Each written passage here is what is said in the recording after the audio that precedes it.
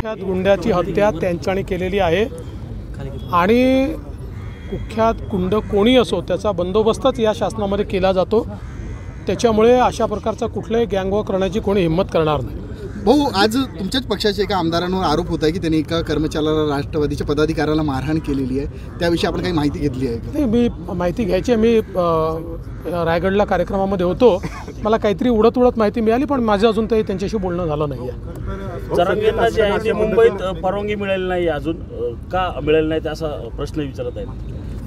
Process आहे, मिळेल जेव्हा जे काय असेल त्यांनी मागितली आहे की नाही हे मला माहिती, मागितली असेल तर मिळेल। सत्ताधारी खरं तर लक्ष्मण भाऊंचं स्वप्न होतं, आता लक्ष्मण भाऊंचे सगळे स्वप्न भाजप पूर्ण करेल आणि आता आमची महायुती आहे, महायुतीचा एक धर्म आहे, तो धर्म निभावण्याचं काम आम्ही करणार आहोत। भाऊ, रोहित पवारांच्या याच्यावरती आज रेड पडलेली आहे, त्याच्यावरनं पुन्हा एकदा आरोप होत आहेत की त्यांनी एक रॅली काढली आणि त्याच्यानंतर अशा पद्धतीने त्यांना हे सगळे विनाकारण शहीद होण्याचे प्रकार आहेत, स्वतःला घोषित करण्याचे।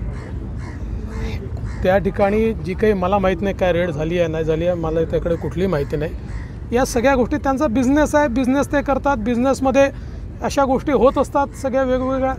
आणि समजा त्यांनी काही केलंच नसेल, त्यांचं सगळं नीट असेल तर त्यांना घाबरण्याची आवश्यकता नाही आहे। विनाकारण याला राजकारणाशी ओढण्याचं काय कारण आहे? भाऊ, इंद्रायणी नदी पुन्हा फेसळलीत, गेल्या 3 दिवसापासून फेसळली, विधानसभेत अनेक वेळा चर्चा झाली, मात्र कारवाई चालू आहे त्याच्यावर। पण हे जे नदीचे कार्यक्रम असतात की नाही, नदी कृती कार्यक्रम, हे काही वर्ष 2 वर्षाचे नसतात, याला वेळ लागतो। आता आपण इंद्रायणीच्या तीरावर म्हणजे ज्या नगरपालिका आहेत, महानगरपालिका आहेत किंवा उद्योग आहेत, यांचं घाणपाणी जाऊ नये याकरता वेगवेगळ्या योजना मंजूर करतोय, त्याच्यामुळे त्याला थोडा वेळ लागेल, पण हे होईल। भाऊ, वडेट्टीवारांनी आरोप केला होता की पिंपरी महापालिकेत TDR काय आरोप केला अद्याप माझ्यापर्यंत